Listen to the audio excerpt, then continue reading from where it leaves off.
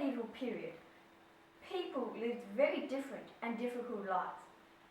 Their quality of life was influenced by whether they were rich or poor, and this impacted on where they lived, their food, clothing, and their hygiene.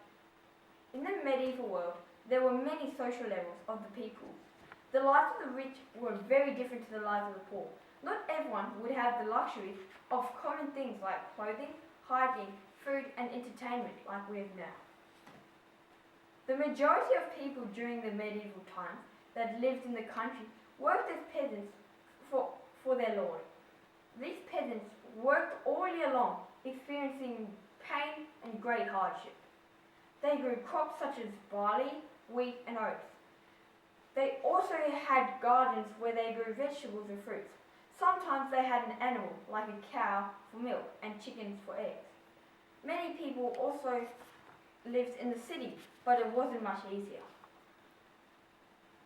The cities were crowded and dirty, the rivers were polluted, and the streets were covered in waste and grime.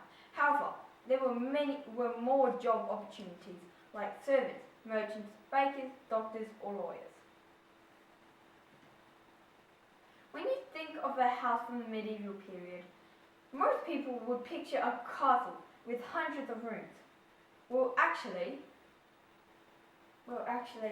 most people lived in small 1 or 2 roomed houses made from sticks, mud, and straw. These were usually very crowded, and usually everyone slept in the same room. If you had an animal, they too would be sleeping inside the house. If you were a noble and king, you would live in a manor house where they would have an army and horses to fight for them and peasants to work the land. Manor houses were built of natural stone and contained many rooms. The main rooms were the great hall, the solar, the garderobe, the kitchen, the buttery, the pantry, storerooms, and the chapel. There were no supermarkets, refrigerators, or even ovens in medieval times. People even had to kill their own animals for food. Salts and spices were commonly used to disguise the taste of meat when it was old and rotting. Dogs were used to test the meat before it was eaten to see if it was safe. Vegetables were mainly dehydrated or pickled. People used spoons and knives off their fingers to eat. They didn't have plates, so instead, people ate off thick slices of bread called trenchers. The rich ate meat and both domestic animals such as cows, pigs, and sheep, as well as game animals like deer, wild boars, and pheasants. They also ate fish, fruit, soft cheese, eggs, coloured jellies, vegetables, sauces and soups, salads, white bread, pies and tarts, as well as ornate sweet dishes. Food was washed down with ale, wine, or mead. The rich held feasts to make significant events such as marriages, coronations, special birthdays, tournaments, and the arrival of important guests. During feasts, important people such as members of the Lord's family sat at a higher table than other diners. Feasts usually lasted for hours, so in between the courses, acrobats, minstrels, troubadours, storytellers, jugglers, and jesters would entertain the people.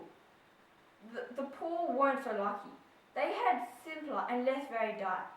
This included grainy bread, vegetables and fruit, milk, hard cheese, porridge made from oat and barley, and perhaps some nuts. If peasants were lucky enough to live near the sea or rivers, they ate fish. However, they ate very little meat as they were too poor to own and raise animals. Hunting for game in the Lord's forest was forbidden. By the 11th century, the clothes worn by the rich and the poor were very different. Laws were passed to enforce the difference. Only people with royal blood were allowed to wear gold and silver materials and purple silk. And only nobles were allowed to wear veils and wear satin or velvet dresses. The clothes for the wealthy were made by tailors. Women typically wore long dresses with elaborate sleeves and headgear. The wealthy men wore tunics, stockings, cloaks, and fancy hats.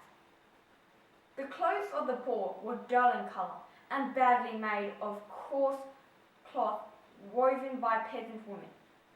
During the winter, they had to layer up even though it was extremely itchy.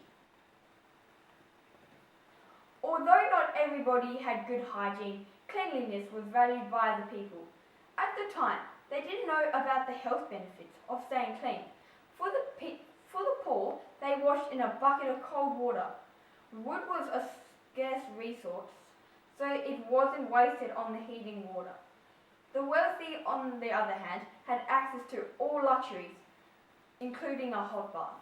They also added scented oils and flower petals like rosemary and spearmint.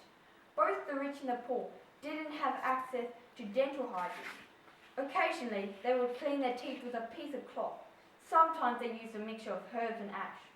If someone had a bad tooth, they would pull it out with no pain medication. Rich people built garderobe jutting out the sides of a castle. A hole in the bottom would let all waste drop into a pit or moat. The poor lived in huts and would have used dirty pits as toilets. Would you have liked to live in the Middle Ages? I know I wouldn't like it. Whether I was living in the countryside or filthy city, living in a hut or a manor house, or a castle having feasts or scavenging for food, wearing posh tunics and tights or itchy wool rags and being dirty 24/7. Times back then would have been extremely difficult, dirty and demanding. I am thankful for living in the modern day society with all it has to offer. Thank you.